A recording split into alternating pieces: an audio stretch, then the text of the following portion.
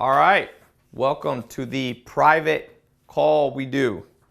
This is the business call. This is the advanced stuff that only you are getting. This isn't public. This is just for people highly committed to their business success, entrepreneurial efforts. So if you remember, one of the things we do is follow a curriculum, because university learning is good, getting an MBA is good when you have a good curriculum.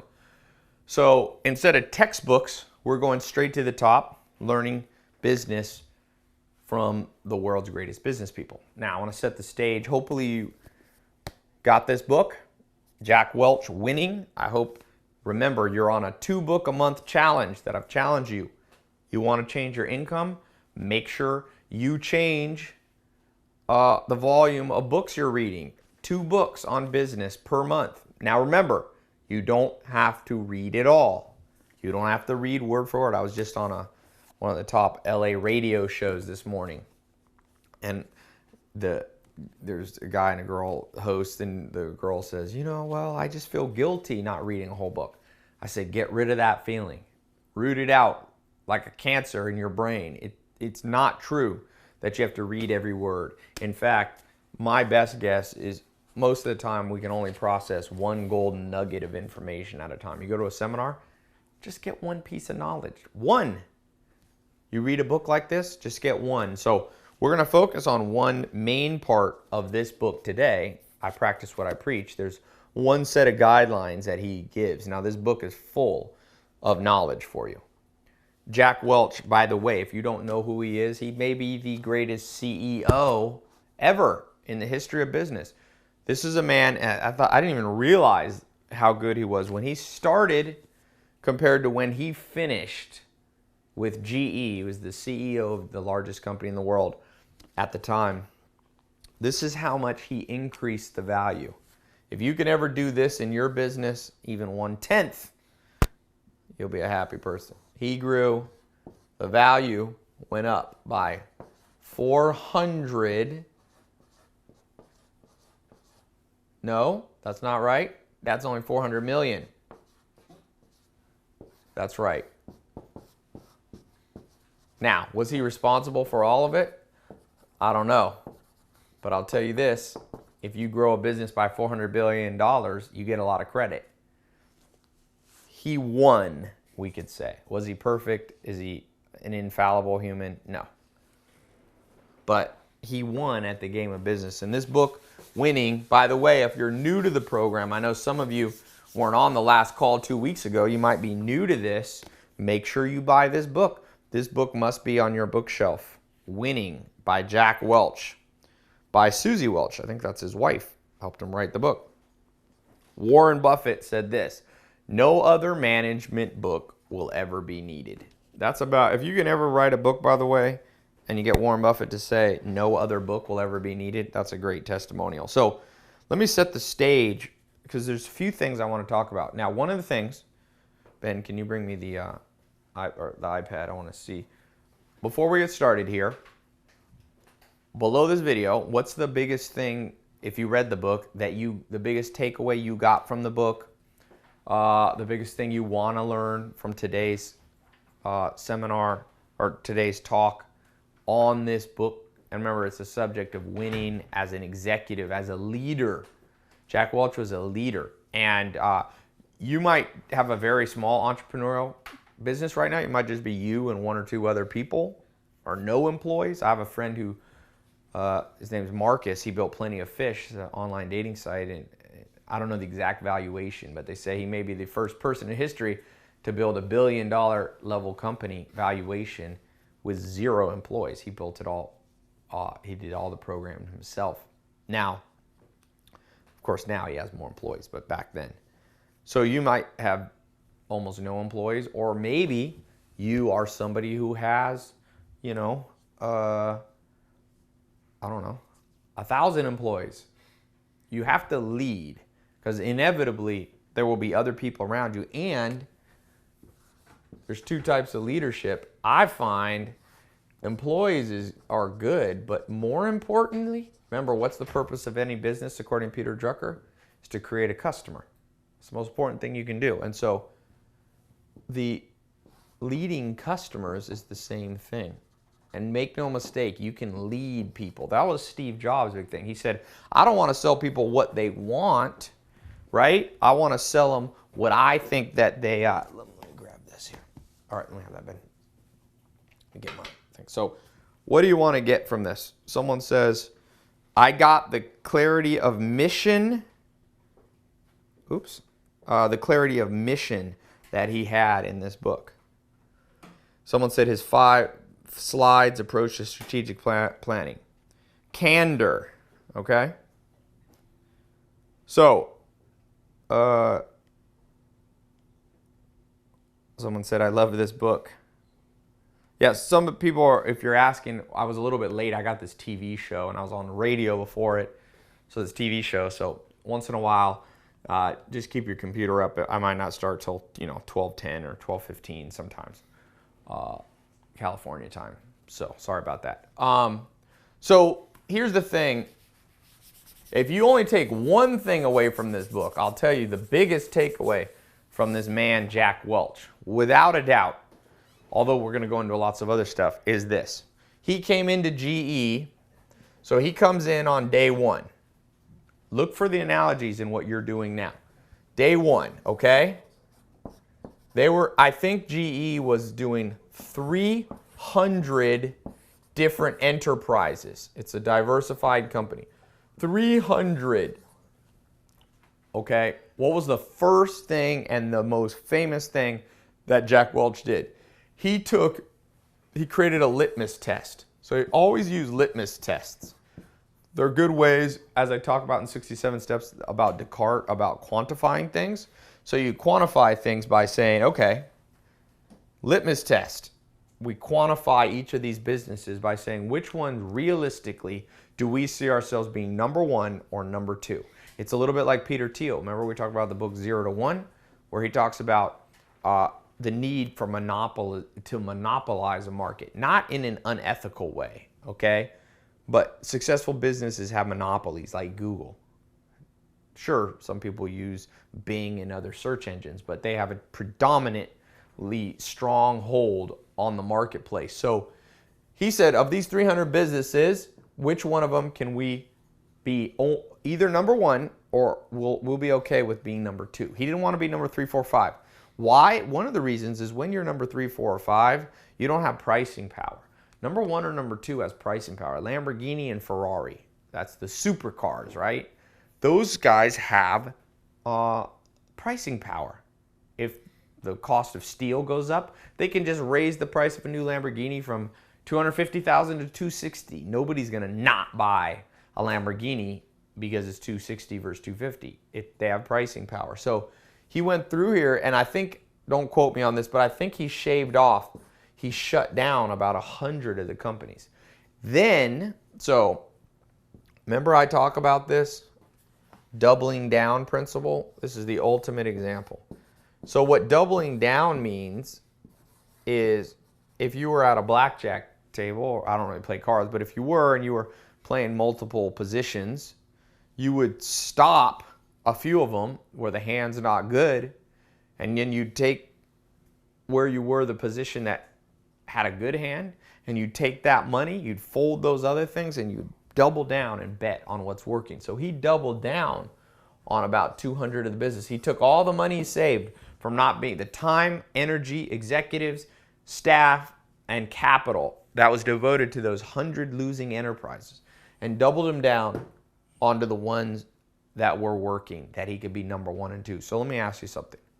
In the business that you're in now, whatever you're doing, you're probably doing multiple activities. You have different kinds of clients. You have different marketing approaches. You have different employees. I want you to think about this. Write this below if you feel inclined to share this publicly. If you're talking about, don't be too specific if it's about an employee you're going to lay off or something. What's an activity, a marketing angle, and a type of customer that you should fold the hand on. Okay? And just read the stats, read the signs.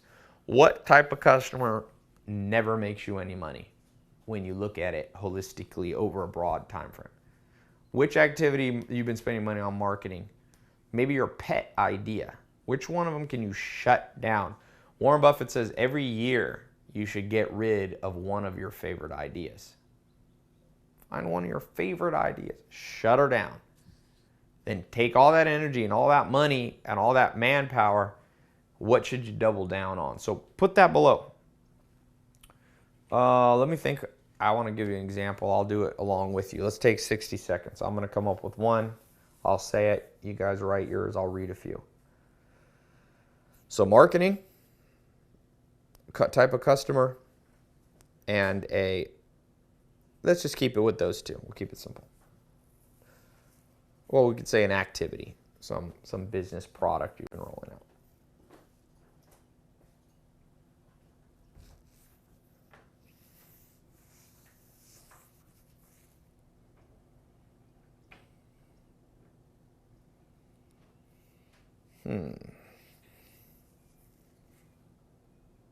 All right, let's start seeing what some answers are. I'm thinking on mine.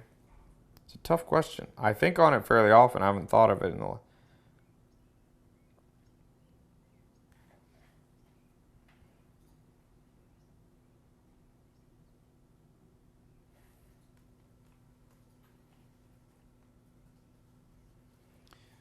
So Martin says customers that are only looking for good pricing and don't care about quality. So yeah, commodity-based. Those are commodity-based clients. So you're saying in your business, you need to double down on the non-commodity based. So one thing you can do there is literally say in your marketing, we're not the cheapest, we're the best. If you want the cheapest, go down the street to the dollar store. If you want stuff that's going to last a lifetime, or you want to have the most entertainment, come to us. That's a good marketing angle. So you can work your weaknesses and strengths right into your marketing angle. Someone says multiple music groups, some are harder to manage. Double down. Yes, if you're managing talent, for sure, shut some of it down. You see that over and over. Good people, good business managers turn down. One of the things we have FOMO. Don't be afraid. FOMO is a killer. And Jack Welch didn't have FOMO. Fear of missing out. Don't go, well, wait, if I get rid of those customers, then, they spent money with me. Sure, but you got to look at the marginal reaction. You only have so much time. What you want is the minimum amount of effort with the highest increase in what you want here, net profit. Patrick says, insurance sales so I can move on to true fee-only advisory work. Yeah. Got to make a hard decision sometimes. Remember one thing, as you make these hard decisions, you don't have to do it overnight. So you can test your hypothesis. So let's say your hypothesis is getting rid of insurance sales. Okay, so you can focus more on your other financial planning. Maybe the thing to do, just to be sure, because everything's a hypothesis that we're doing now, instead of just day one announce, never doing that again. Slowly phase it out and see if it affects your business. Maybe over an 18-month time frame. Or if you think it's more urgent, do it at least over a 67-day time frame. At least take 2 or 3 months to phase it out. If you're not sure about your hypothesis, take 18 months to phase it out. That way, if along the road you realize, no, you need that, then you can flip back into it and you haven't burned the bridges. Someone said, I've spent too much time with people who claim to help writers, investors, filmmakers, but in the end, you ended up filming them. Yeah, you may be doing too much networking. You'd be surprised. Yeah, I like what Steve Martin said on how to make it in Hollywood if you're trying to make it in the entertainment business. What Steve Martin said was, he said, be so good they can't ignore you. So better than networking, because everybody's trying to network their way to top and they think, oh, I'm just going to meet this one person and one person. It's not what makes you wealthy. It's not what makes you highly successful in the entertainment industry. I was reading about Quentin Tarantino. He's more of a lone wolf kind of guy. Dropped out of high school, didn't even finish high school, went unconventional. You know, a lot of people like George Lucas and Steven Spielberg, they went to the big prestigious schools, USC, because people say it's not just the degree you get, it's the people you network with. But Quentin Tarantino didn't have that networking opportunity, and he's certainly done as well as about anybody. So maybe you need to double down on increasing your skill level, maybe more than networking, or at least phase down. Remember, double down in this case doesn't always mean you completely cut it out. You could just cut it back more. Cheap customers that always want a good deal but don't want to pay. You know, I was doing a seminar just recently, and somebody was bringing up something. I think it was about price, not having money. And I just went off on a diatribe, and I just educated them why, in truth, spending is the only way to get wealthy. All wealth in the modern world of reciprocal altruism through trade, through currency, right? We're not actually exchanging. We're not saying, give me your house build me a house and I'll make you bread or I'll make your shoes. We don't live in a world like that anymore. We exchange monetary units. So that means necessarily that these monetary units, let's just call them coins, all wealth is created because spending, another word for saying spending, is exchanging. So all wealth by any human group or person or family or company is literally just the movement and exchange. You could also say movement. So what I told customers that were talking about price, I said, listen, you shouldn't be worried about spending at all, because all spending, movement, exchange makes somebody rich. Ideally, it makes both people rich because you exchange fairly. They give you something that they don't value as much, and you give them something they'll value more. So they give you $100 and you give them $200 worth of value. But you're happy because the $200 worth of value you created only cost you $50. So that's a win-win. That's a Pareto efficiency. Win-win. So I just educated my customers and said, no, you want to be spending money on the right thing, because that's the only way that wealth is created. And if you do it right, Mr. Customer, you're going to get more value than what you give, and I'm going to get more value than what I give you. It's the ultimate deal. So what I fixate and get my customers to fixate on is the quality there, is the potential of what you're getting. Because you wouldn't want to spend on something of subpar quality. So what you do, because there's a couple of you mentioned that that's an issue, you have to school and educate. You must educate your customers as to why you deserve to charge the fees and the dollar that you're charging. Don't be afraid to educate. By the way, that's a good transition into what I want to talk about now. Leadership. So by the way, that's a good example for me. I said I'd give mine. I would say recently, or sometimes, I've felt that same way of some customers, because I get people visiting my businesses from many different sources. So we get a lot of clientele. It's hard. We don't get the internet allows anybody to find you. So just the big thing I've had to double down on is getting better at educating customers as to why they should do business with you. Remember, people are bombarded with people trying to get them to buy from them. If you don't take the extra effort, you don't communicate. And we're going to call that now leadership. So I want to talk about this. Now, this is kind of a cheesy general title, but we're going to make this very specific for you. Remember, I was just giving that example. I got on the seminar, I got up on stage, and the whole room stopped talking. And people came up to me afterwards and were like, now I get it. Spending money isn't why I'm poor. It's spending money on things that rust, rot, and depreciate, meaning they have less value than what I gave. And the real way everybody gets wealthy is by spending in a way that's more like investing. Look at everybody.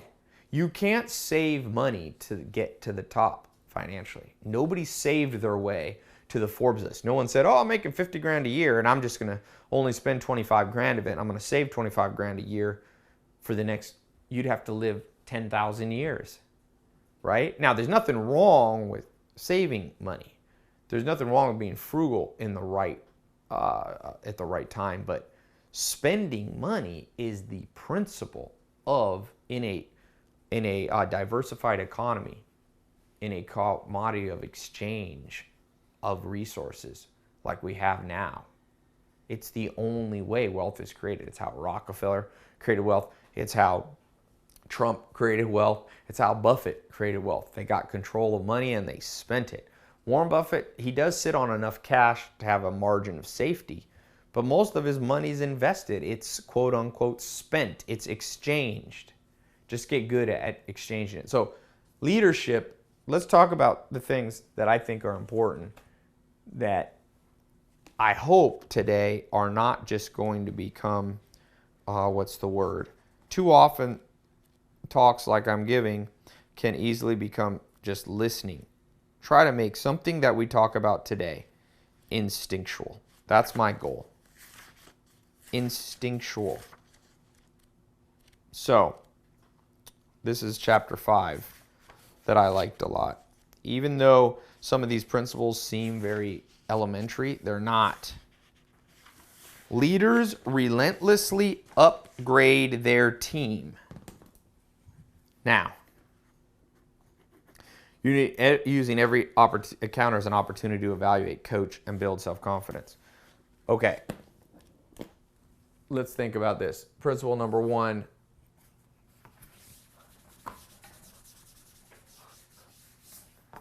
Here. Upgrade. Now, there's 2 branches you must upgrade. Yourself, because you got to lead by example, but then your team. And I'm going to add a 3rd, customers. So here's my definition. I'm going to take a little poetic license with what Jack Welch said here, but how do you upgrade yourself? Well, you're doing this stuff already. You're in this program. You're reading more. You probably are doing well with this. But are you remembering? Are you upgrading your team, your independent contractors and employees? Are you sending them books? Are you giving them 15 minutes a day to read, or maybe even gently nudging them and saying, I really like you. You're going to get paid. I'm going to buy the books, but I'd like you to read this, and putting a little pressure, because humans do better when they're held accountable. What's the upside of you upgrading yourself? You already know it. The more you learn, the more you earn. Warren Buffett 101. But what about upgrading the team? You got to upgrade the team. And that doesn't always mean hiring and firing. It could mean that. There's some people, like the saying, you can't polish a turd.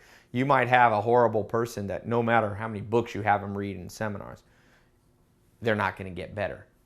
But you have a lot of people that are loyal, they've been with you, and they need that gentle nudge.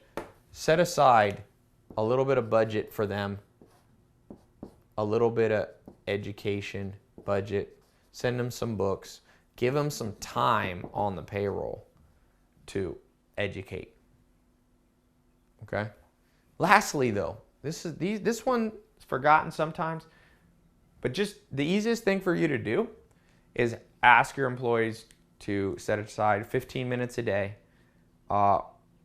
where on the payroll to read the books that you'd like to give them. If you want ideas for books, just go on my Tai Lopez recommended book list. Let them read not just business, but anything that interests them that's on that book list. Because even if it's about health or something not seemingly relevant to your bottom line, what will happen is there's a good book called Curiosity. Basically, it talks about how it's a momentum thing. Once people start thinking and being curious about one thing, it'll extrapolate into their day-to-day that they're doing for you. So whether it's your secretary, your accountant, your right-hand man, your C-suite, all these people that may or may not work for you, or contractors, even not at your office. figure out a way to get them. Start with books. It's the easiest. If you want them to come in some of those programs, by the way, I've got employee discounts if you want some of your employees to come on these calls, okay? If you occasionally let somebody listen, that's okay, but I do it on the honor system. If you're going to be, it's really just for you and me, you to be on this program, but I've got some good discounts if you wanted to get an employee package and give some of the stuff that I have, whether it's the 67 steps is a great one, okay? Or it is the, this higher level business program that you're in. Now, education of the customers. This is vital. Here's the things I want you to be educating your customers on. Continually. You. Why should they be doing business with you?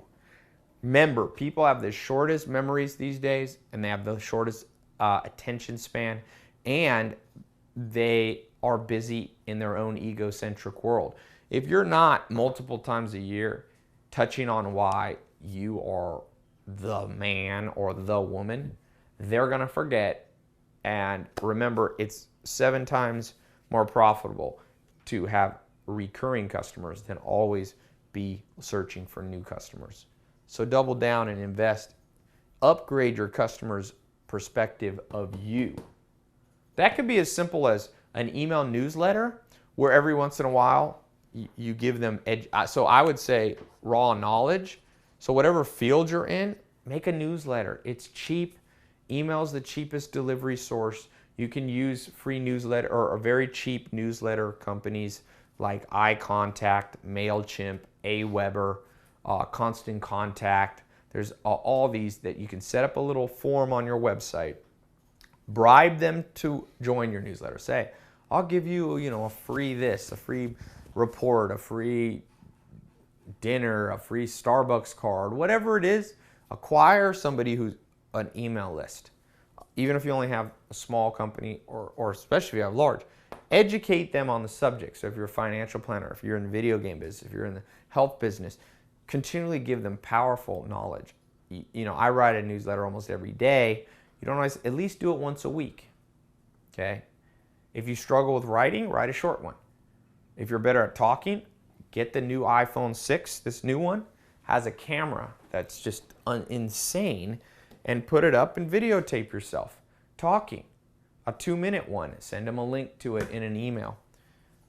Talk a little bit about your credentials, maybe in the PS of the email, say, hey, here's the next big thing.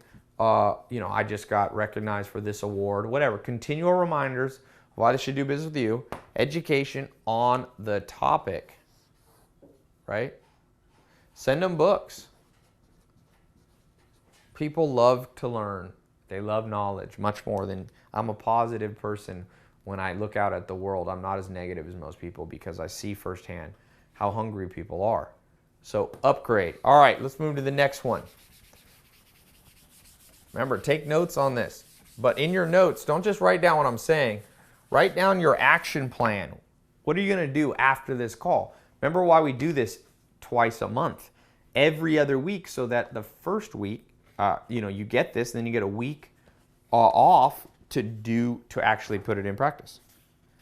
Okay, leaders make sure people not only see the vision, but they live and breathe it. This is important. I'll give you a great example. The reason I hope all of you have gotten your one sentence down, the reason is that's what you want to live and breathe. Joel Salatin is very interesting. I remember being confused as an 18-year-old or 19-year-old. I was at his dinner table with his family, and he used to pray. He said, "Dear God, thank you for letting us give the gift of good food to the world." I remember thinking, that is the weirdest prayer. Like, why is that? Now I understand. It is a gift in a world of so much junk food, for him to be providing good food. So that one sentence, he lived and breathed it, and it rubbed off on all those people that worked for him, and it made me a more loyal employee. You don't want a lot of turnover in your business if you don't have to. It's very inefficient to retrain new people. You can lose trade secrets if you lose somebody. You want to instill loyalty. One of the ways is in the step before, where you invest in them and have them upgrade themselves, but that's not enough. if they see you living and breathing your one sentence, so my one sentence is, we spread good ideas using mass media. That's what my vision is.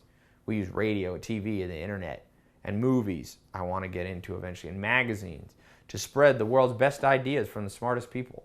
And those people who work for me, they hear me say this one sentence over and over. I live and breathe it. They see my house, it's full of books. They see the things that I do. They're around me on a non-work basis. They see that it's genuine. So if you're in the financial advising, if you're in the video game business, if you're in the health business, if you're in the music business, live and breathe. But don't be too broad, because people can't understand if you're like, oh, I'm just making the world a better place. Oh, I'm just doing business. I live and breathe business. It's too broad for the mind. Remember my 96-year-old grandma test? You know, my 96-year-old grandma is very much like your clients, both present and future customers, and it's very much like your employees. Her mind, she doesn't want to compute very complex concepts. So just say it real simple. We spread good ideas. We sell books. You know, I say that sometimes. Man, we sell books. We make books popular. We're gonna make all the dumb Kardashian TV shows. We're gonna replace that with entertaining stuff about real life that makes you healthy, wealthy, in love, and happy. See, my team can catch that vision. If you don't live it and breathe it, if it's just you see some businesses, they have these plaques of like what they're in business for. Their website is like, we serve humanity. It's too broad. Putting it on your website isn't living and breathing it. If you're not talking about it a few times a week, you haven't gotten your one sentence down. So let's take a second here. Right here. Remember, I want this interactive. Forces the brain to think. What are you living and breathing? I just told you mine. Put right below here. What do you live and breathe in your business? What's your one sentence? What's the live and breathe message that you have for your employees? Like I said, for me, it's very simple. I live and breathe spreading good ideas through books, magazines, TV. Now I've got this internet TV show, radio. I was just on radio this morning. I'm working on a magazine. I've got, obviously, you're here through the internet. But notice now you're on live TV with me. See, everyone who works for me says that. Now someone says, how can I come up with my one sentence? Those of you new in the program, make sure I've just recorded a whole bunch of new videos. They're up. There should be a link on the left. Ben, are they under anything special?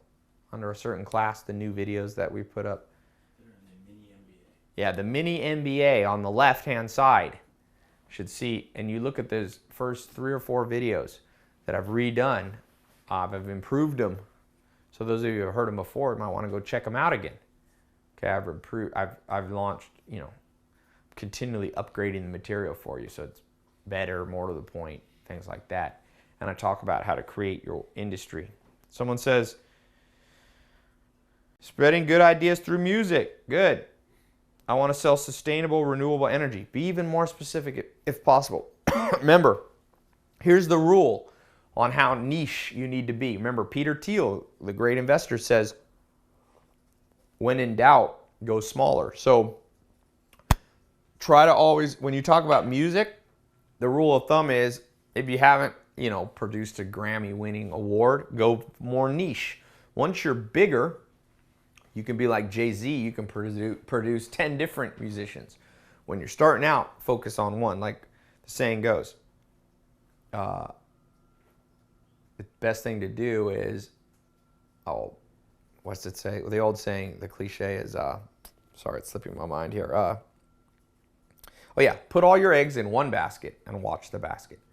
That's the Peter Thiel rule. That's the Buffett rule.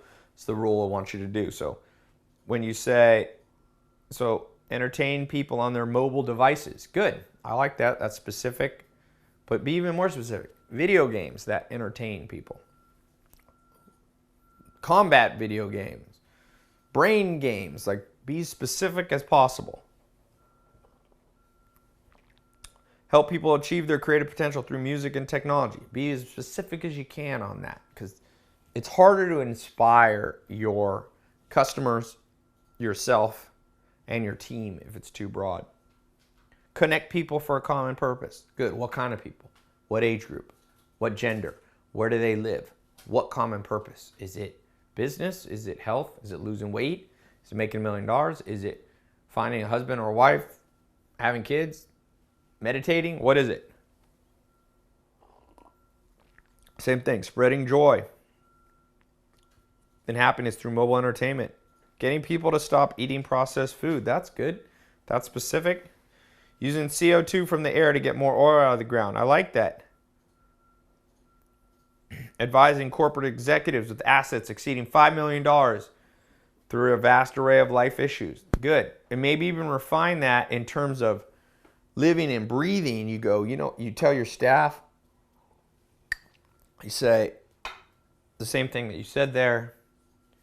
And you even say why. You say, you know what? I believe it's important. Now, this goes beyond the one sentence. So once you have the one sentence, those of you can start working on the one paragraph. That has a little more room to give the why. Sometimes to inspire and live and breathe, okay, you get the one sentence, then you move on. Some of you, like I said, you've been in the program a while. Now you can, start moving on to the one paragraph where you say the reason. You tell a little backstory. My dad was and this is hypothetical. My dad was an executive. He didn't have a good advisor, and he had $5 million and it was squandered away in bad investments, and it left me and my brothers and sisters in a bad financial position, put a lot of stress on our family. And so as I got older, I decided I wanted to help people that have been like my dad, and I wanted to focus on helping them preserve and grow their wealth, and also help them do that in an environment where you have other life issues like divorce and family and college planning issues and blah, blah, blah. So that's why I said you can begin to expand out now for some of you. Some of you still need the one sentence. I make ships pollute less. I like that. So like freighters, so that's your one sentence. Then start to expand out. Why is that a vision of yours? What's the reason? Remember, some businesses are not personal stories. But you might say, I was reading a book once on how the oceans, and I love to surf, or what maybe you say, or whatever your story is. And I realized ocean are being polluted primarily because of these big freighters that are dropping this waste and this pollution and so on. And so I began to research into it and So you got your one sentence, begin to expand out, okay? Focus on health to the over 50 crowd who has diabetes. That's good. Good. Why is that your vision? Why is it important? Remember, when it comes to the live and breathe, inspire, you usually have to put in, the one sentence is more like what you're doing. God, I don't know what's in my throat here. The one sentence is what you're doing. And that's the start. But you also have to get to the one paragraph, start to define why. Because why, that is what inspires people. What you do is great, and it's very important that you explain what you do, because or else people won't buy from you if you can't tell them in one sentence what you do. But secondly, in terms of, we're now moving beyond, this is advanced stuff. You got to get inspirational. That's always the why. That's the backstory, okay? Provide new perspective on ideas. So that's good. So as you're putting comments in here, start now putting in. I'm going to do this. I know we're doing a lot of interaction. I'm going to take 60 more seconds. I'm going to set my timer. Why is this vision, this one sentence, important to you? Why? The inspiration comes from the why. So I'm going to set my timer here for 60 seconds. Why do you care about this? Hopefully it's not just about the money, but maybe it is. Be honest. If it's just about the money, put that in. Say, you could even tell your customers that. I got it. I got in this business because I realized I could help you and make a lot of money, and I need to make money because maybe why? I have a sick child at home. Whatever. Why? All right. 18 seconds. Let's keep going. 40 more seconds. Why do you want to do this?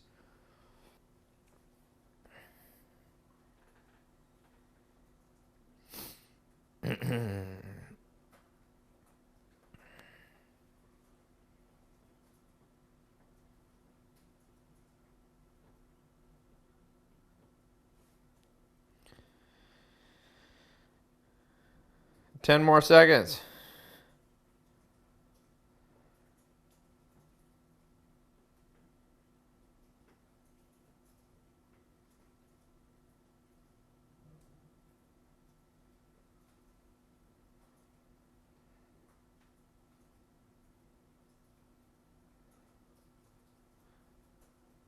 All right.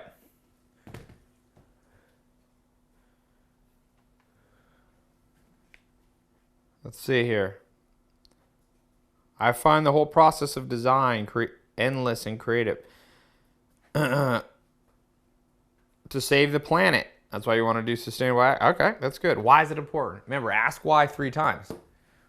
So why you're doing this to save the planet. Why is that important to you?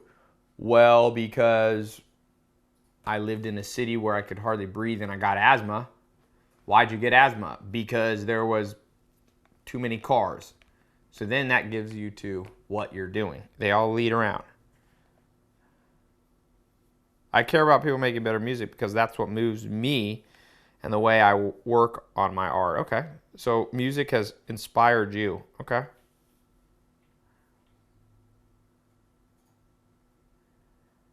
So you want to get in the entertainment of video games. Let's say I find that people are always looking for a good time, and it bugged me to see other companies making oh, party bus business. Okay. Other companies making cheap buses. Okay. I want to make a better one. That's good. I want to do this because it's a young market with lots of possibilities, and I want to have the money and freedom to learn to take another step. Okay. CO2 is the greatest threat to human civilization. So why do you want to save that? Because I want to save my life and my family. And okay, that's good. So you see where I'm going here. Always think like this. Remember, philosophy matters just as much as execution. 2 things in life. You got to execute and you have to plan. We're talking about the plan now. Execution comes after you make a solid plan. The third thing great leaders do, they get into everyone's skin. I thought that was an interesting way. So he said exuding positive energy and optimism. Look, guys, if you come in, that's optimism. I spelled it wrong. If you come in to the office depressed too often or sad, or you don't have the vibe, you're going to have to make a change. Either you need to quit what you're doing and start something new, or even better, you got to find how you get energized. Listen to Tony Robbins on the way to work. He's an energetic person. Do kickboxing, do yoga. If you like basketball, anything, whatever you do, just understand you are contagious to your customers also. One of the biggest things, the takeaway anybody's ever had when they met Joel Salatin, is you walk away feeling a visceral experience happen to you. That's what into this under the skin means. Like you literally realize like Joel rubbed off on you. Like if you were having a bad day, you're like, whoa, I'm excited. You know, when I was with Joel last time, he said to me, Ty, you know, I don't know how people sleep with all the opportunities.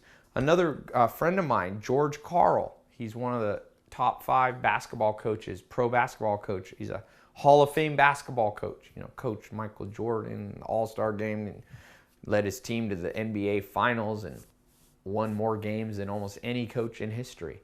And I was at dinner with him. We've become friends over the years. And I remember when I first met him, he looked down at his phone. We were at the W Hotel at the rooftop steakhouse. And he said, he was like giddy. And he was like, whew. And he's like, he went like, actually, that's what he did. He went like this. He went, whew. And now he's 60 years old.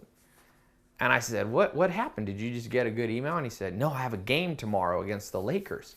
And he goes, I said, oh, is it a special game? What, you know, you've coached thousands of games. He said, you know, Ty, I've been playing basketball since I was 14 years old.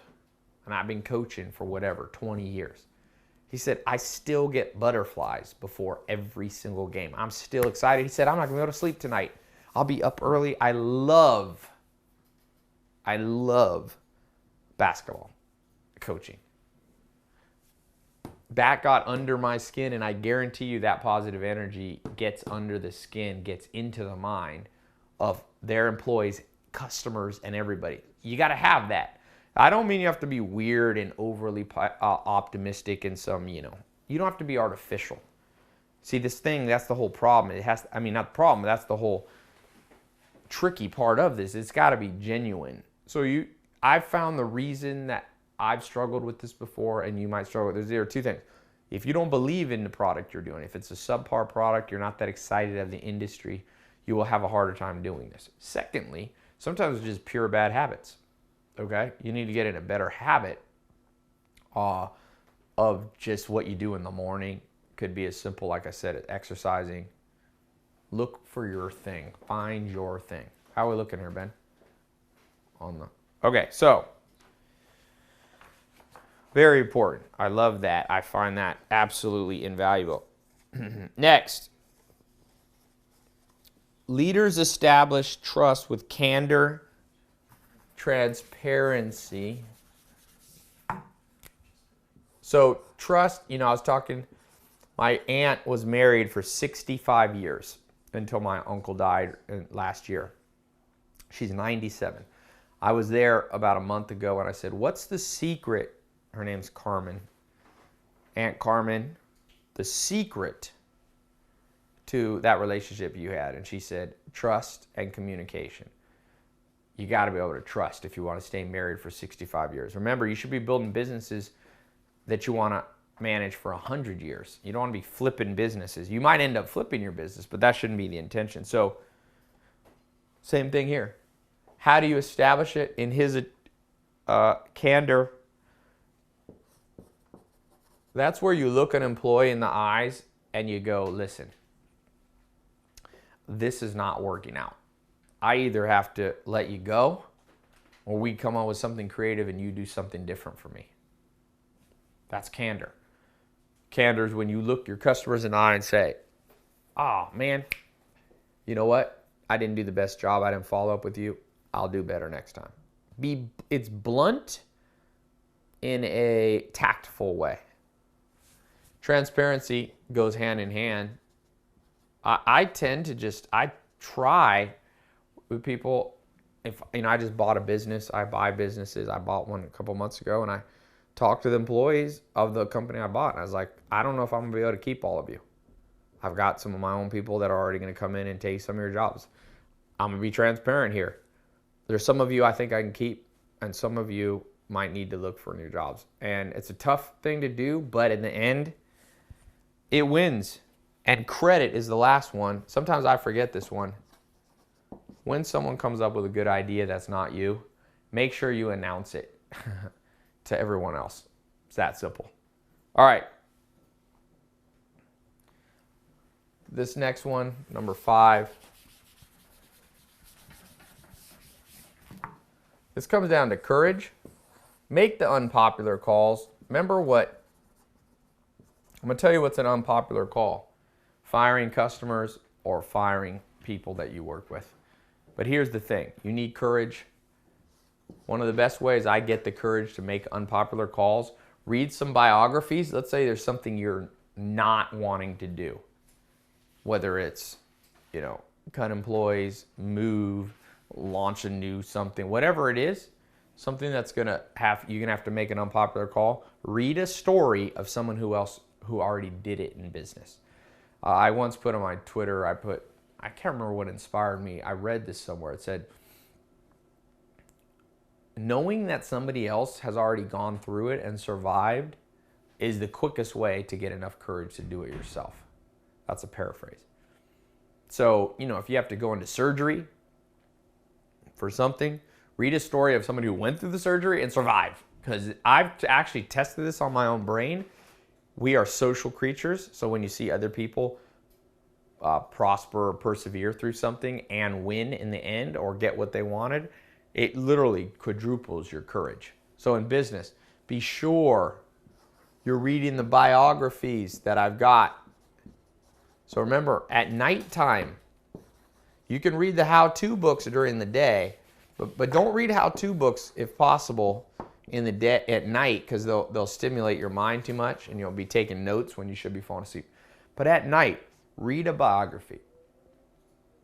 It will allow you, read the story of people who had to lay a whole bunch of people off. I'm reading Ted Turner's book, very interesting book. Read the story of people who had to do hard mergers.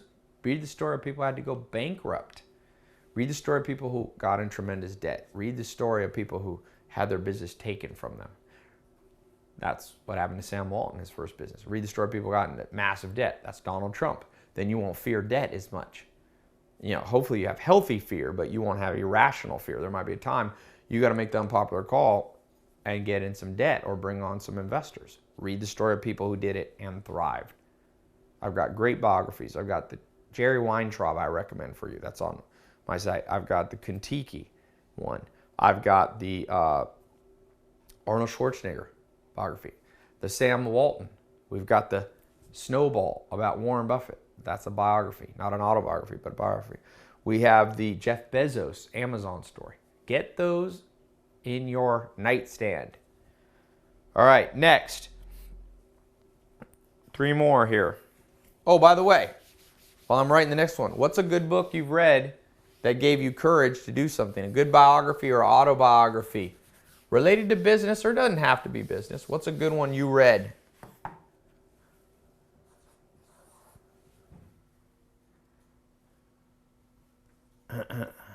Let's see here. Put that in the comments here.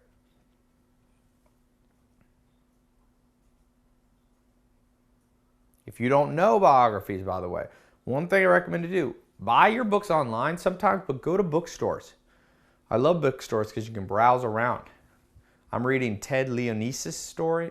He's the AOL guy, the guy who owns the Washington Capitals and the Wizards, and he made his money in tech, and it's a great story. Oh, another good bio to read is the Hilton story, Conrad Hilton's story. I think it's just called The Hiltons. Yeah, it's called Hiltons, the true story of America's dynasty. Someone said Lone Survivor, No Easy Day. Napoleon's, you mean Napoleon Hill or Napoleon the Frenchman? Made in America, it's a good one. No Hero, good. It's a great book. All right. Number 6, probe with a curiosity that borders on skepticism. Probe to the point of skepticism. Now, let me explain what this means. This is important. As you're developing your business plan, as you're making money, I want you to continually invert and probe and go, try to disprove. Okay? When it comes to your money, try to go, why is this money going to not keep coming in? If you're bringing in money, why is it not going to come in? Let me probe. Is my taxes structure set up right? Which employee is going to be the one who's going to rip me off? Which key employee is going to get sick and or die in a car accident, and I don't have anyone to fill their role? I talk about Six Sigma. One of the things I hope you remember I talked about in a previous talk, Six Sigma, no single points of failure. Probe your business to the point of skepticism. Obviously, you could do this with your employees. If someone says, I called so-and-so, the customer service rep for your insurance. Let's say your secretary is saying that, and she's like, and they say they can't cut the rate. Well, you can say, well, probe her. Be like, well, why don't you call back and ask these questions and say you want to talk to a manager? So you can use this to push your employees. You can even use it, of course, to push your customers. But I want to focus today on you disproving. This is called disconfirming evidence. Charles Darwin, what made him a scientist that we still remember to this day, is not just his theories, but more importantly, he was a person obsessed with trying to find research that would disprove him. So let's say you're wanting to go in the business. One of you said you're in the business of ships that don't pollute. Okay, that don't pollute. One of you said finding alternative alternative energy. So let's say this is your thing. You're going to come up with this, and your idea, your hypothesis is that they should switch to hydrogen or hydrogen power instead of oil or coal or, gas powered engines. Or diesel, I think, is what most ships use, right? So your hypothesis is switch from diesel to hydrogen. What most likely you're going to do, this is what 99% of business people do. But remember, you don't want to be like most business people because 80% of them go broke. What you need to do instead of what everyone does is go look for the research that proves that hydrogen's better than diesel. Okay, that's easy to do. I'll tell you what's more difficult. Go try to prove why hydrogen should not be switched to and why boats should stay with diesel. Now, you might remember what you're doing is you're going to find weaknesses that are actually, as you patch them up, you're going to strengthen. Or maybe you'll find out diesel, maybe it should be solar, or maybe it should be nuclear. And each of these probe deeply. So, Patrick, you put that you want to go after corporate executives of 5 million net worth who have life issues. Try to probe and what's the weakness? If you were doing, remember what you learned? All of us learned, hopefully if you were in high school and you had a debate class, you have to argue both sides. It's very hard for people who are anti-abortion to argue the pro-abortion side. It's very hard for people who are vegetarian to argue the paleo side, or conservatives to argue the liberal side. I'm not asking you to change your stands and change your values. I am saying you'll be better and you'll be more effective at what you believe in if you know the other side. As the ancient proverb says, every man's case sounds good until you hear the other person's side.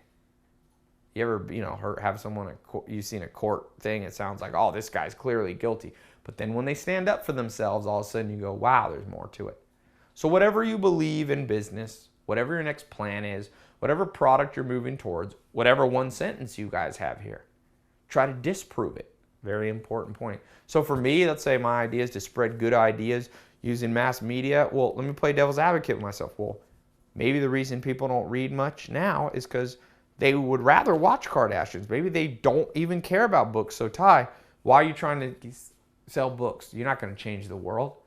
It's hard-coded into people that we seek for low stress. Reading a book is more stressful than sitting in front of a TV. So now what happens, it doesn't make me not want to be in the same business. It begins to lead my brain down different paths where I go, well, maybe I need to make a TV show about books. See, this will make you more creative. Challenge yourself. Try to prove yourself wrong. What's a belief that you have, okay? A belief that you have now that you can challenge right here. I just challenge mine. Challenge one of your business plans. Challenge the pricing that you're charging. If you're charging X price, challenge why that's the wrong price. Just try it right now. Let's put a comment right below this.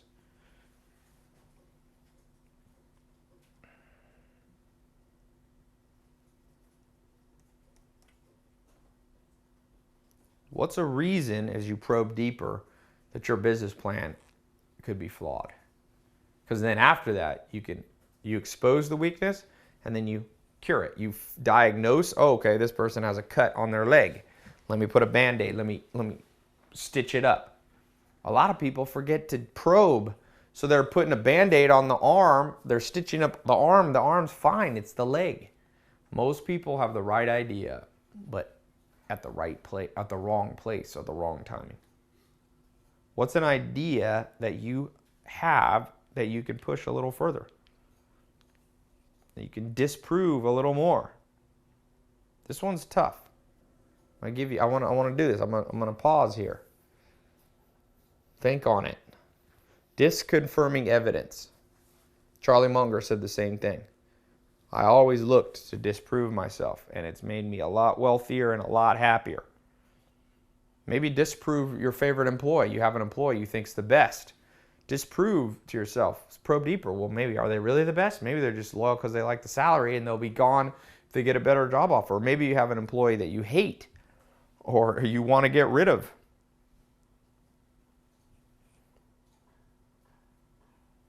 why maybe are they the person to keep? Someone said the price they charge is wrong because people want cheaper party buses. They don't care about quality. They just want to have a good time. There's probably some truth to that. Think on that. Let that ponder. You'll come up with new creative ideas. Someone says the system costs too much per unit of captured CO2 to make it profitable. Okay? Okay? Yeah. That's what someone who I know in the industry, that's how they would argue against sustainable energy. They'd say it's too expensive. So come up with a reason. Maybe your solution is, well, it is too expensive now, but if you calculate the unintended cost of pollution, it's still cheaper. Someone said because there's lots of competition, millions of competitive products in the same store for video games. Yeah, exactly. So maybe if you probe deeper, it's like, woo, I might not make it unless. So now you've exposed the weakness. Now be like a doctor, try to stitch it up. How do you stitch that up? That your firm and industry charges 1% of assets managed. Right. Probe that deeper. Are people going to continue to be willing to pay 1% for just advice? For sure, you'll know that you're going to have to explain it. Tony Robbins just put out that book, and I think a lot of people are reading that and going, oh, I don't want to pay 1% to managers. So you're going to have to come up with a reason. Remember, the good news is you can get over these humps. They're not game killers. They're not game changers always. Sometimes they are, but not always. But you need to know them. There's lots of competition. It's very expensive making movies. You're right. Movies is a tough business. But there's ways. There's ways. How did, Paranormal do it for $15,000? Made a $100 million movie. How did, I was just with the guys from Bold Films. I know that one of the executives, the CEO of Bold Films, those guys are they're only putting in $1 million to $3 million of their own money. Then the city, they're getting tax credits for a third of it, and they're getting banks or investors to put or they have another way. I forget how they get the last third. I think they like pre-sell the rights to stuff. So yeah, they're able to make $1 to $5 million movies to 10, even to 15. Doesn't cost them that much. So think deeply. A lot of competition. My work's not yet at a professional level. Could be true. So that's you diagnose the weakness, you probe it, and now you go in, you can stitch that up. You can get to a professional level. There may be better methods. That's right. I think my price is wrong. Will not serve me in growing my business because my closest competitor has lower prices. Yeah, so the only way you're going to beat them is either the liking bias, people just like you and they want to do business with you, or you create a superior product, or you come down and match their price, or even go lower. Jeff Bezos built Amazon by literally losing money at the beginning. Hundreds of millions of dollars a month, he was okay to acquire customers. He would just underprice everything, even if it was a loss. So maybe you need to learn to get an investor, some of you. So you'll be able to run at a loss for a little bit because you'll have capital. All right. Next, this one's pretty simple. I won't talk on it for long, but just a reminder. Leaders inspire risk-taking and learning. So, risk-taking, by example, I think all of you are somewhat of risk takers. You're entrepreneurs. You're on a call, you took a risk to be on these calls, to educate yourself, you're taking a risk to take a book. Let me just say one thing about risk reward. I've been talking about this a lot. The RR, this isn't in the Jack Welch book, but just always follow the RR formula. Reward, and it's pretty mathematical. So what I do, it's always easier to imagine the reward. Just always ask yourself, what's the downside? This is a question I ask myself on every major action. Always go, what's the worst? That'll help you take good risks. If you study insurance, I have a textbook on how insurance works. There's about 4 types of risk that exist. Let me see if I can redo it from memory when I became a certified financial planner. There is things that happen a lot, so high frequency, high impact. Oh, sorry, hold on. So you have frequency. Well, actually, let me draw it this way. Here's how you have to think of the risks that you have.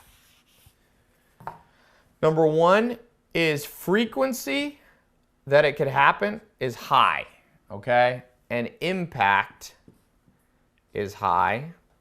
You have frequency low, impact is low. You have frequency high, impact is low. And you have frequency low, impact is high. So let me explain these four. Here's how risks go, okay? Maybe I should draw this a little better here. Can you zoom in on this here for a second?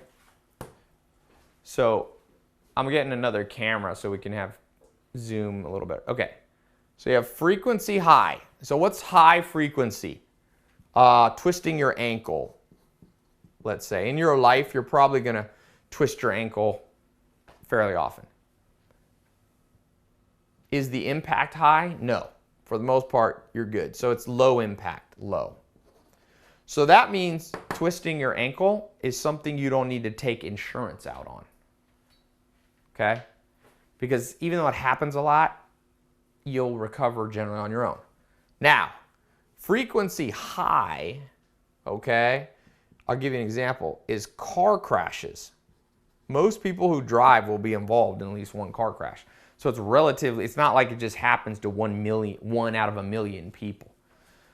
So and the impact of a car crash is relatively high. You can die or kill someone else. So for this, you need insurance.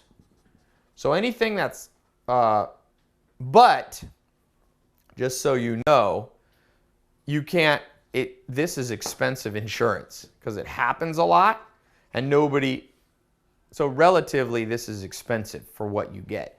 Here you don't really need any insurance because even though it happens, you twist your ankle a lot, it's relatively low impact. Now, let's take something that is low frequency. Okay, so that's like premature death. Most humans, okay, live to 70, 80, 90 years old for the most part. Most people die of old age. But premature death, if it happens to you, is a huge, so the frequency of this is low. But the impact, if you leave behind little kids and you die and you leave your wife or your husband, you know, with no income, you lost your job because you're dead, they lost your income, high impact. So here you definitely want to buy insurance and and it shouldn't be very expensive. That's why life insurance is not that expensive. If you're healthy and 35 years old, you can buy $1 million worth of life insurance for, you know, under $100 a month usually. If you're 20, you could buy $1 million worth of life insurance, term life insurance for, you know, $15 a month sometimes, $20 a month. So the last category there would be low frequency things. So let's say asteroid, what's the one I have left? This would be low, high frequency, car crash is high, low. So yeah, we need a low frequency thing with low impact. Yeah, okay. So taking a trip to China and you miss and the flight's delayed. So trip to China, you don't do that often in your life. That's low frequency. And if you miss the flight, you're fine. You just take another flight. So so here you don't need to even think about this. No insurance needed, no thought taken. So what I want you to do, okay, is as you become a risk taker, when you begin if you're taking a risk on something low frequency, it's just like a one-time thing you're going to do, and the impact's low, you don't need to think about it. You can just do that without worrying. You don't need a backup plan as much, okay? If it's something high frequency that happens a lot And that's like customer complaints. So you get, it might happen a lot that people, if you have a website, people go, hey, I can't log into my password. They're complaining. Okay, it's relatively low impact because most people, you just send them their password and they're okay. Okay? So you usually don't need insurance there. You just need some procedures. It's not a big risk. But I want you to focus on these two things, especially the low frequency stuff. So low frequency would be like an employee steals from you. Not going to happen every day. But if it does and they steal proprietary secrets, it could be huge. So you need to think about that risk a lot and mitigate against it before it happens. You maybe need to have all your employees sign a confidentiality agreement, do a credit check, do a criminal background check. So as you take risks when it comes to that area, be smart about the risk. When it's high frequency, high impact, okay, you probably want to set aside some money. So that's like losing customers. You could lose a good customer. That happens fairly often, and it can be relatively high impact because it can be a lot of money. So you, again, want to build up a backup plan in writing.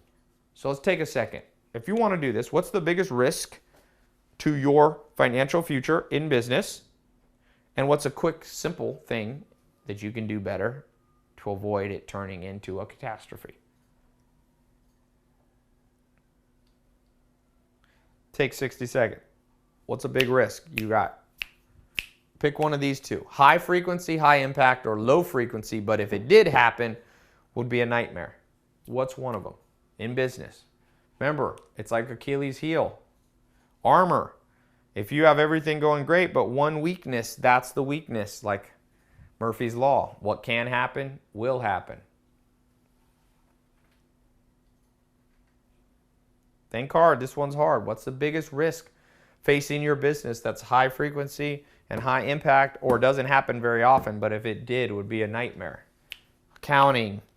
Your bank. Richard Branson, his bank called in the loan one night. They said, by the end of the week, we want whatever, $500 million paid back to us, or $100 million bucks.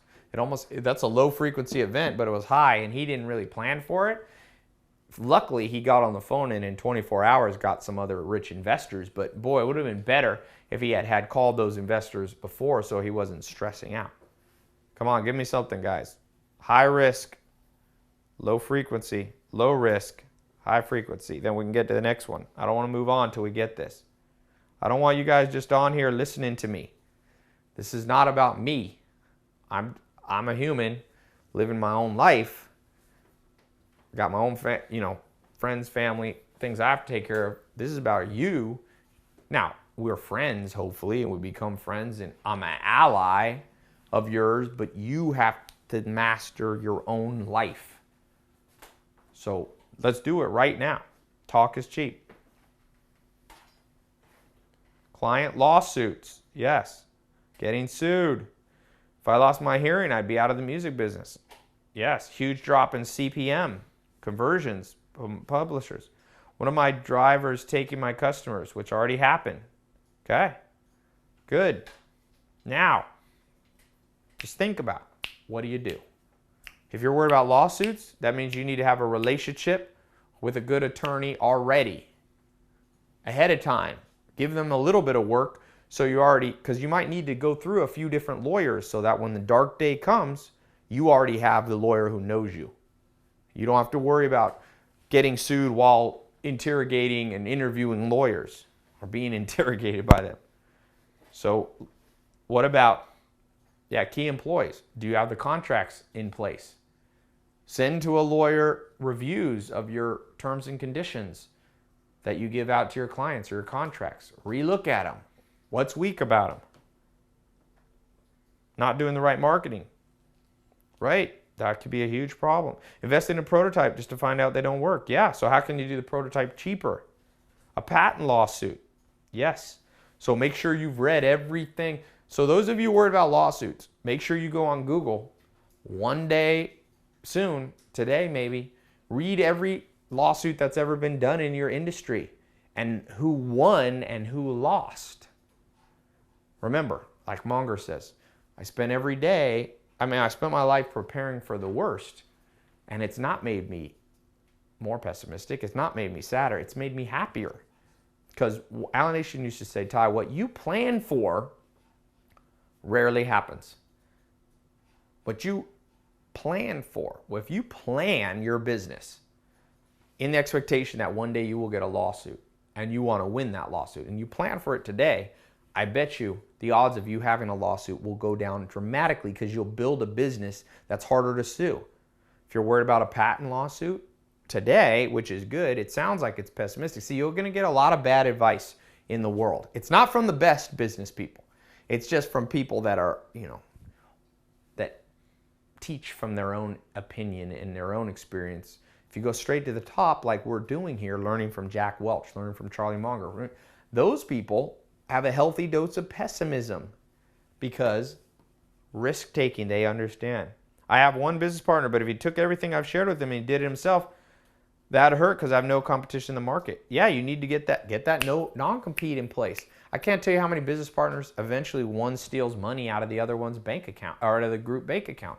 Set up a bank account that one person, not all the money's in it. So make it harder to withdraw money. Sweep the money out. 50-50. Biggest weakness, lack of money. Okay. Read every book about how Richard Branson raised capital. Read about Silicon Valley. How are people raising money when they have no money?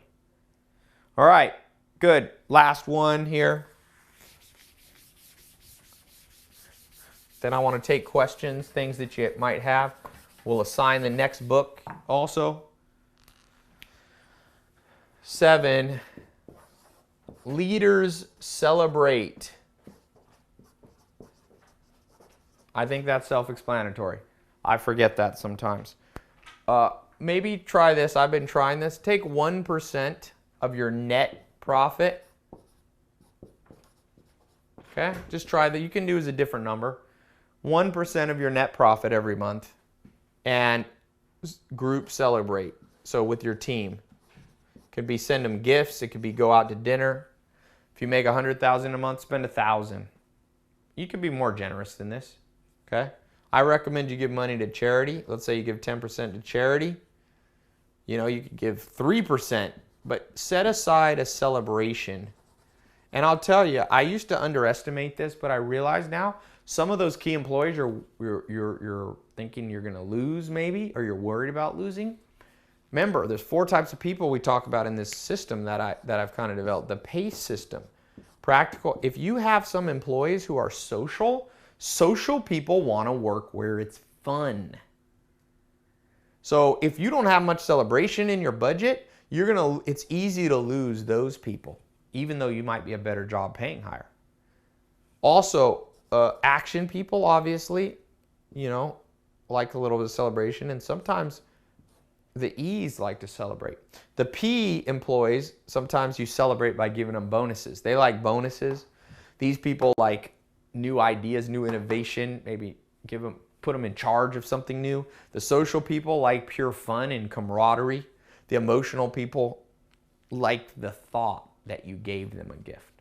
So no matter how you slice it, even though social people might like the celebration the most, if you do it right, I recommend each month do a different theme of celebration. So don't just do celebrations of, social ones. Maybe do an emotional one sometime. You see Oprah doing this where she brings in they're there, they haven't seen their adopted grandmother or mother in 20 years, and then Oprah spends money and brings them in and they celebrate together on stage. So emotional things, action, that can be a trip, but it can also be celebrate by saying, you did such a good job, I want you in charge of my new initiative, my new project. The P people sometimes celebrate by giving monetary gifts. And you can give it to all 4 types, because remember, every human has a little P, a little A, a little S, and a little E in them. So what you want to do is cycle, like they call about it in bodybuilders, talk about doing different things each month so your muscles don't get used to one thing. So cycle the celebration and the gifts that you do. Try at least 1%. If you're making $10,000 a month only, that's just $100, but sometimes that's just pizza for the group. If you have 4 or 5 employees, that's a couple books. That's 1 book each, right? So cycle, very important. All right. Other quick takeaways from the book. That was the main thing. The one other thing I liked here, I won't talk on this one.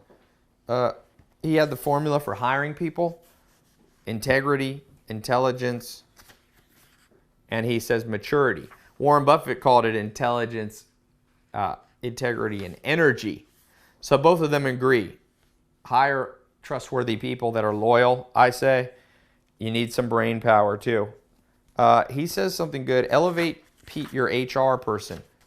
So if you have somebody who's hiring for you, make sure they're good. Anyway, so great points in this book. Now, I want to talk now on some questions that you guys might have. I want to answer these questions, and then I'm going to sign the next book. So let's look. Put your question. Good books for raising capital. One of the great books out there is my friend Oren Klaff's book. It's called Pitch Anything. Okay? Pitch Anything. So that's a good one. All right. Other questions? And for some of you who are in the persuasion module, I've got even more. Oh, here it is. I found it. Pitch Anything. Here's a good one.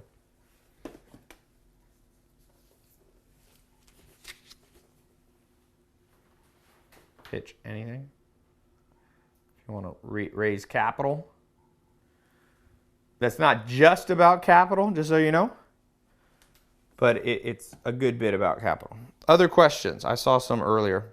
How can I get better knowing my profit and loss statement and statement of cash flow books and research? Okay, great question.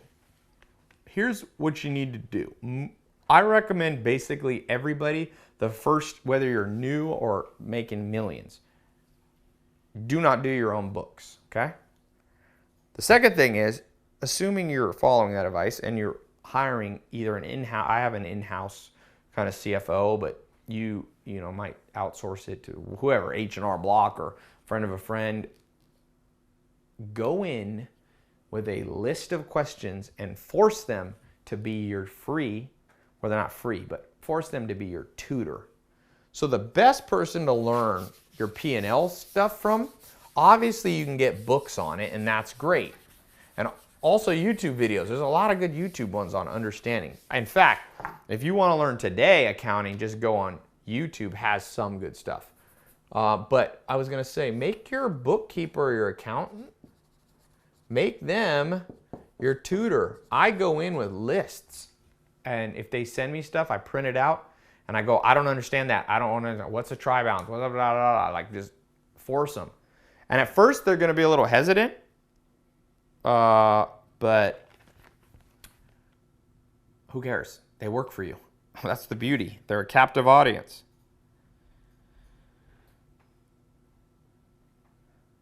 Someone was saying, just curious about the tickets from the open shows over the last few days. Yeah, so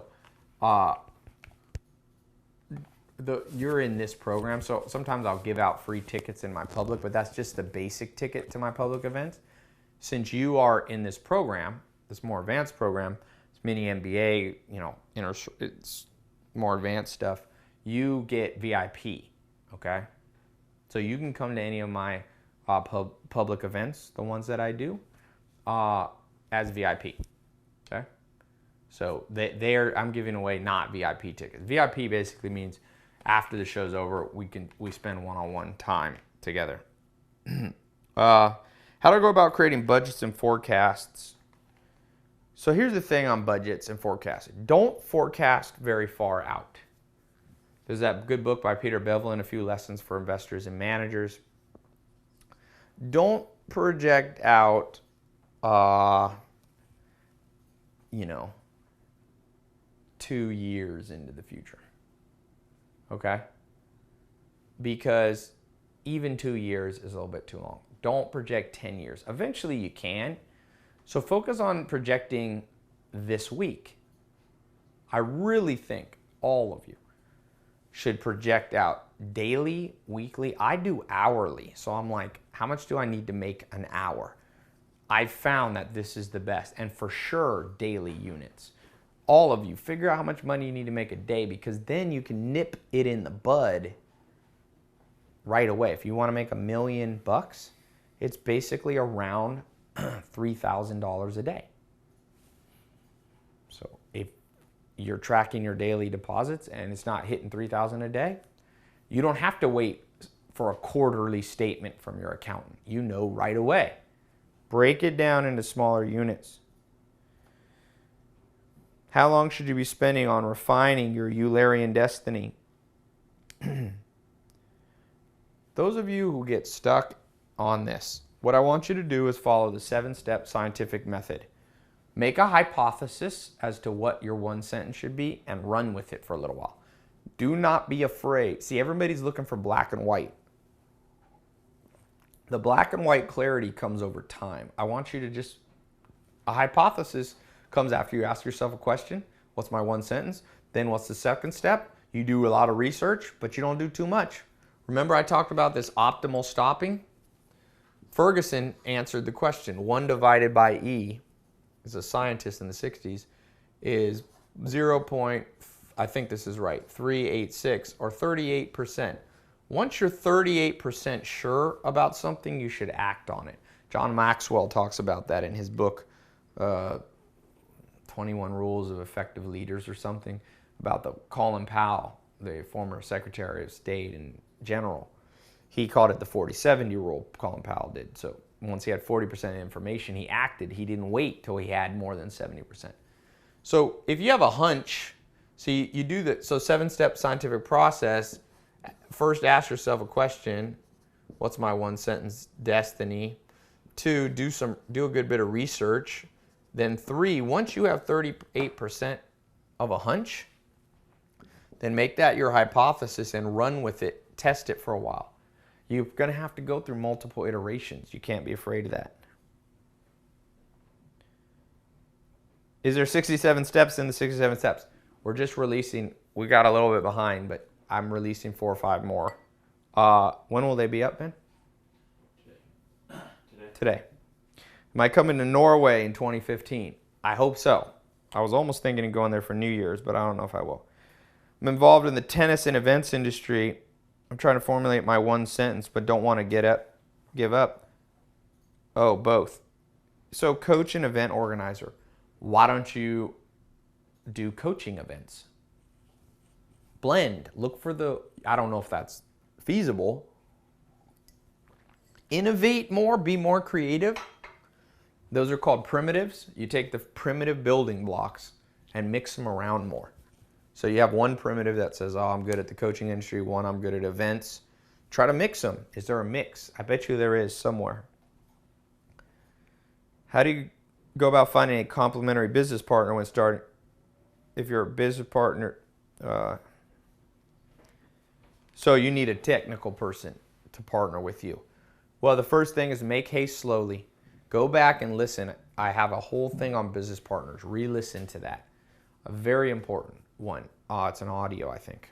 And one of the things that you got to do, it's actually an interesting question. There's good research. There's something called Bayesian. It's a search statistical term. So Bayesian's like, you can use it to find a needle in a haystack. So there's the needle, here's the haystack. So in business hiring, or when you look at, how Google does their search engine, how do they search? There's billions of web pages. How do they get the needle in the haystack you're looking for? How do you find the one business partner out of all the bad ones? So if you use this, my friend is a PhD in data and this, and he says, there's a lot of ways to do Bayesian stuff, and I actually talk about that in no uncertain terms in my thing on finding business partners and hiring. Listen to my one on hiring too. What you have to do, one of the simple ways, is you got to create a rule of where's the proximity, because you can't search the whole thing. So you got to find hints, like this part of the haystack would potentially have more technical people or more good business partners. And then you just search really well in there.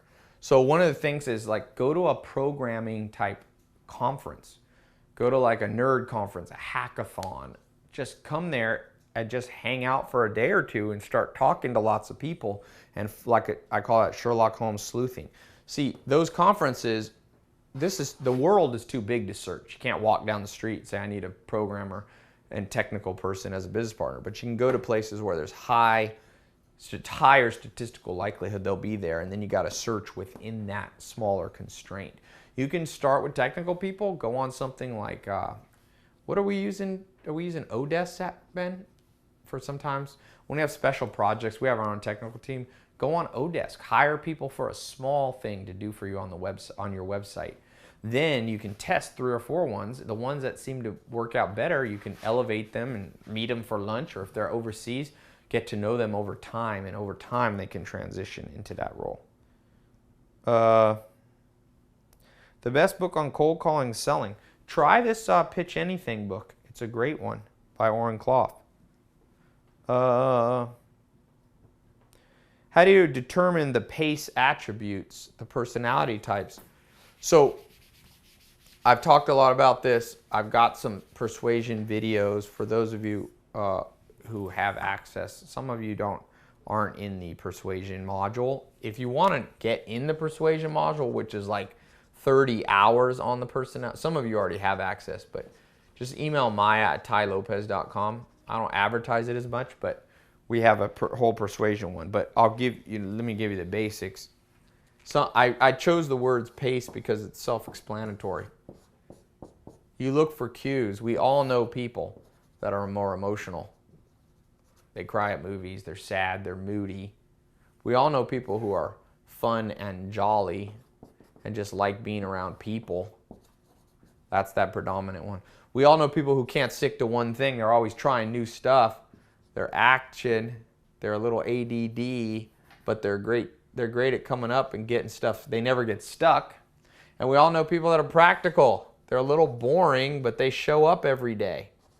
So at some level, I built this PASE system as a very intuitive, easy to use in real life categorization method. So the simplest thing is pick some people in your family that you know well, because family can't really fool you. You've been around them your whole life. So try to, like my mom is a blend between these two. She's very social, always had lots of people around, never had a problem making friends.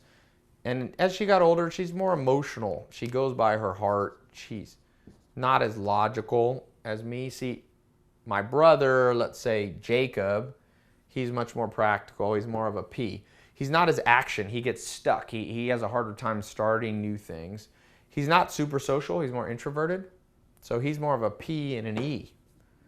My brother Ben is more, he likes new stuff. He's probably more an A and an S. He's learning to be more practical, right? He still forgets things. Routine is harder for him. So he's in it. So start by diagnosing people you know for sure. Then you'll become quicker. And don't even start with yourself. It's very hard to self-diagnose. Like Nietzsche says, the mind is an impenetrable fortress, right? Our own mind is full of a lot of tricks it plays on us. The delusion biases, all the cognitive. That's why I say start with family, spouses, people you've dated, your children. This is a great place. And you'll begin to get really good. It won't take that long, and you'll start to be able to understand quickly what people are. How do I go about picking the best books in a subject? How do I go about it? Who is the most successful person in that field? Read their book first. Simplest heuristical pattern. It's not always doesn't always mean it's the best book, but hey, it's a good rule of thumb that will serve you right 9 times out of 10.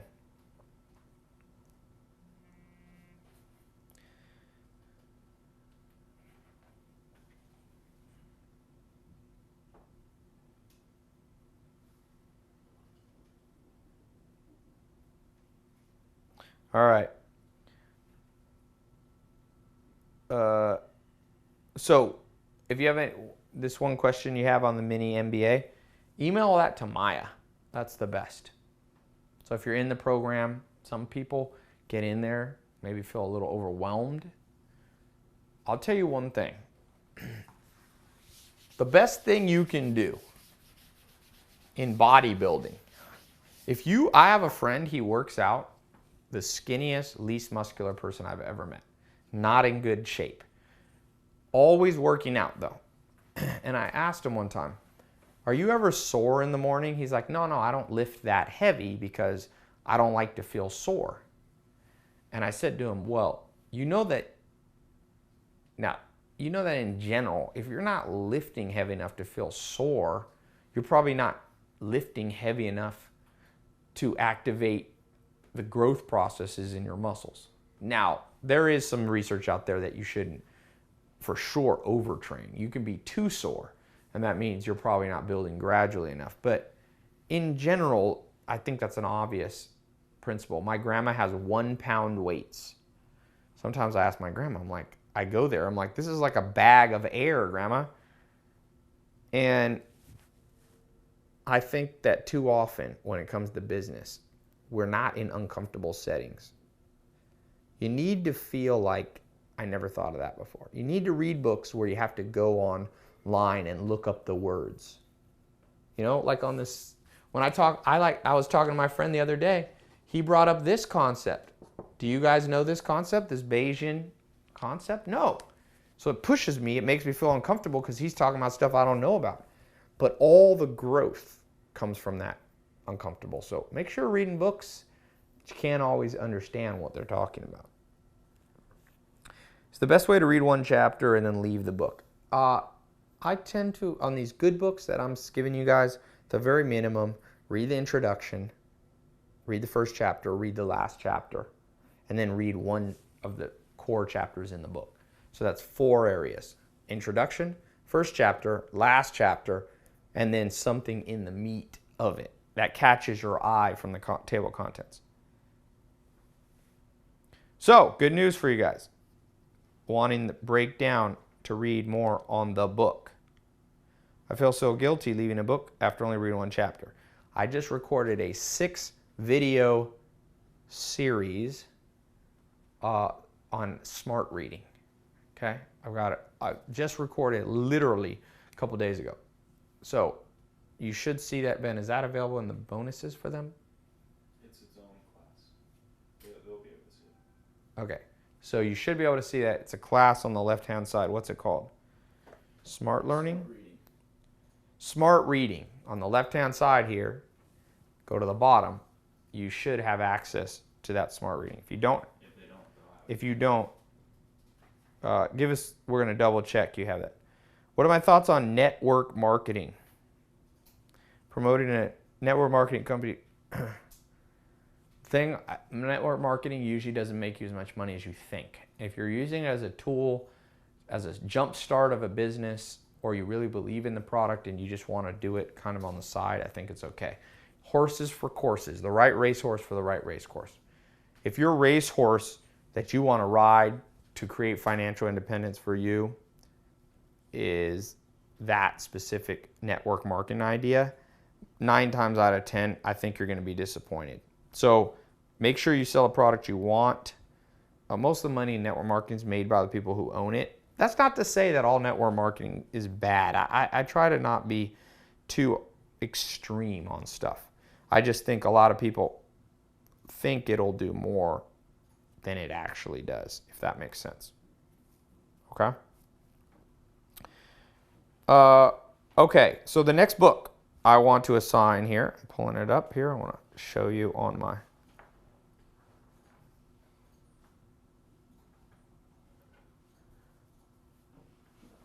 Give me 1 second here, I'm looking for the title.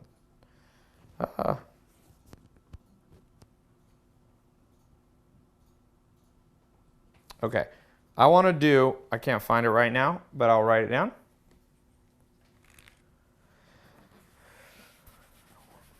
I want to do a Seth Godin book, okay? Purple Cow. It's Seth Godin. I have it here somewhere, but you can find it. It's very quick to read, so you'd hardly have to speed read it. Okay? Purple Cow, by Seth Godin. It is a marketing book, but more than a marketing book. Okay? If you haven't read Seth Godin, it's a great introduction to his stuff. I like some of his stuff. I mean, I'm not a disciple of his, but I think he's a solid guy. If you've read this before, great. Read it again. It's an important book. I love this one of his. It is about the new rules of marketing. I've been doing a seminar. It's his take on some new rules. What used to work in the 60s isn't working now. How to promote your business. How to acquire new customers. Remember, that's the core of business. So please order this book today so you'll have it in time. Oh, you found it? Boom. Here it is. Purple Cow by Seth Godin. Very small book. You're talking, Purple Cow, Seth Godin. How to transform business by being remarkable. It's only about 100 little pages. Okay? So, I will see you. Someone said I do not have the Smart Reading series. Tell them to reload the page. Reload the refresher page. We gave access to everybody here. Thank you. Yeah, thank you guys so much. Remember, one thing I want to say in closing. This is a race that you're on, but at the same time, you must be methodical and patient. So what I mean by that is it's a race because we don't know how long we're going to live. It's not in our hands to determine that part of our destiny. You can work on it. You can put a seatbelt on. You can eat well. You can exercise. But our fate is somewhat outside of our control. I think everybody would agree to that. So like Seneca says, people act as if they have all the time in the world. You've taken a big step. You're in this program. You're reading books. You're doubling down on yourself, which is the best thing to always double down on. I want you to realize that you did it just in the nick of time. People forget that. You don't know what your life, the turn and twist it would have made had you not chosen to double down on yourself when you joined this program, when you began to read more books, when you committed to come on these calls once or at least once a month, but hopefully you're on both of them twice a month. Now, at the same time, statistically, you're probably going to be here for a little while longer. So you cannot and should not try to learn everything immediately. So that's why this is an 18-month program. You can stay 18 months or beyond. There's always new stuff. Commit to taking a realistic time frame. Warren Buffett started at 7. He was a billionaire at 57, 50 years. Bill Gates, 12, started, 31, was a billionaire. These are smart guys. Now, you and I are not necessarily trying to make $1 billion. But the principle still applies. Let yourself go through the winter, spring, summer, and fall, and then back to the winter, spring. So each of you is at a different place. I know some of you personally, some of you I'm just meeting. Some of you are without a doubt in the winter. Things are rough. Some of you are in the spring. You're beginning to see momentum. Some of you are in the summer. You're just hardworking, lots of activity going on, and some of you are reaping the benefits and making millions of dollars. Just remember, whatever cycle you're in, you're going to keep cycling through it. Now, hopefully, if you're making money, you don't go down, but dark days come always. And when the day is dark, light days always come, as long as you live long enough. Okay, so be encouraged. Be quick to act. Buy the book today. Don't procrastinate. Get the Seth Godin book on Amazon or whatever. It's $5. Buy it used if you need to. Okay? And at the same time, though, allow yourself one main thing you learn. So to close out this lesson, this talk today, I want you to, what's the number one thing you got from today that you are going to do over the next 2 weeks? You're going to experiment with, you're going to try. Let's end by, what is the number one thing? Please put that below. And I'm going to tell you mine. The number one thing that I got from the book Winning is just continuing to understand risk and to mitigate risk, to reevaluate the riskiest parts of my business. And I've been doing that, and to double down on that. That's something. I'm a very trusting person. I just kind of do business, and and I got to remember, not everybody's trustworthy that I've done business with. So double down on the risk taking. So what's your thing? We talked about the 7 things that leaders do. Inspire. They understand risk. They celebrate, right? All those 7 things. What's yours? So someone said disconfirming evidence. I love it. Mitigate your risk. Someone said they're in the long winter. Someone said, oh, while you guys are putting that in, smart reading on a Kindle. I need to think more on that. I don't do a ton of Kindle, but it's basically the same principle. Go to the table of contents, read the introduction, read the first chapter, last chapter, and 1 chapter from the table of contents, especially on how-to books. That's the way to do it on a Kindle, too. Someone said starting a newsletter. Okay, start a newsletter. Do one. Get 5 people on your newsletter. I have newsletters that have built to millions of people, and I remember when they were at 100. It's like an acorn. Mitigate risk, disconfirming, try to prove the opposite, read more books, celebrate with my employees, manage risk and leverage opportunities, analyze my business plan for the biggest risks, work on upgrading. Yes, upgrade, Patrick. Upgrade your team. You're already upgrading yourself. Now always do the weak. I call it weak link analysis. You're doubling down on yourself. You can only learn so fast. So quadrupling on yourself might be counterproductive. So now just get your 1 key employee, get them reading a little bit more, even if it's not pure business. Get those customers educated. Get a little newsletter. In your business, you may want to drop them a physical newsletter. You don't have 10,000 employees. I mail them something once a month. Write up something. Write them. Email's easy to do too. Probe deeply. Look for my weakness. I need to become more specific on my targeted clients. Yes. Exactly. Put money aside for celebration. A new way to plan, invert, and disprove. I'm going to be persistent with building my writing skills. Yeah. Find people near me. Yes. How to find the needle in the haystack. By the way, all of you, we have now a Facebook private group, a closed group that you can go into. Okay. It's the mini MBA one. So Ben, what's the best way? Ben will put a comment. Huh? Yeah. Ben's going to put a comment below this video. If you want to join the private Facebook group, there's just, some of it will be relevant for you. People are talking about different things. But, I saw somebody's like, I need a new programmer, a new designer for my website. And 5 or 10 people in the program wrote in. So that's a good way to meet people too. Become more passionate about what I'm doing. Yeah, if you don't have the passion there, it's not going to rub off. It's not going to get under the skin of other people. Testing and refining. Yep. Set up experiments to figure out your destiny.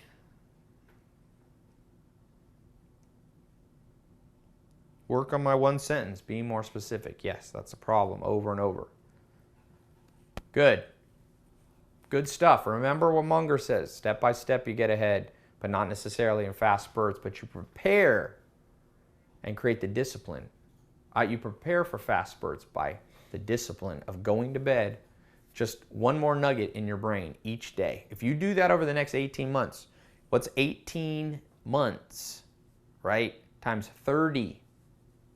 That's about 600 nuggets of useful information for your financial future in your brain over the next 18 months. That's a lot. That is a lot.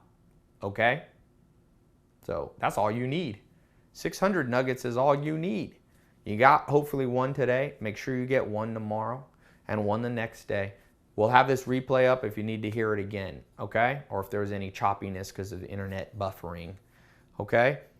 See you in 2 weeks. Purple Cow, Seth Godin. Join the private Facebook group. Get in there talking. I pop in there every once in a while. I do read them. I try to post when I can, but it is a way to interact with me. But I want you to be part of a social, I'm trying to form, well, not trying, it's already happening. You're part of a revolution that's going on in the world. The world will not be the same. in 18 months because of what you're doing. Look, the propulsion of growth in this movement that you're in, that we're in together, is growing. Get in there, participate. Remember, you don't have to like everybody in there. Some of their advice can be dumb. Look for the nuggets. Get good, like Abraham Lincoln said. I learned from everybody I met, even though sometimes it was what I shouldn't do. Learn. At least everybody in there is committed to growth. You'll learn from unexpected sources, okay? But social proof and social accountability helps you stick to stuff. My main concern for every one of you here is not whether you will be more successful than you are now in 18 months. Assuming you don't get hit by a car and no major catastrophes, 18 months from now, if you stick to things and no major catastrophes happen, global calamities, you're going to know more than you do today, and you're going to have more practice than you do today, which means, in general, all of you are going to go up. There's always rare exceptions. But that's good news. My main concern is there's that, I think it was Lao Tzu or ancient Asian Chinese saying, the temptation to give up is greatest right before the breakthrough. So do not give up. Do not stop reading. Do not stop working on the plan. If it's hard, remember, that means it'll be harder for someone to compete with you. If it's hard to push the boulder up the hill, just know that means millions of other people will never try to do it. You want it to be hard, as Tom Hanks said. What's that baseball movie? Angels. The one with Gina Davis or whatever. I forget what it's called, but he said she was quitting. And he said, why are you quitting? And she said, it's too hard. And he said, it's supposed to be hard. The hard is what makes it great. You want a great life, you want financial future that's different from everybody else, you're going to have to do what's hard. Master that, and I will see you in a few weeks. This book, get this in your brain. Lots of nuggets. All right? Talk to you very soon.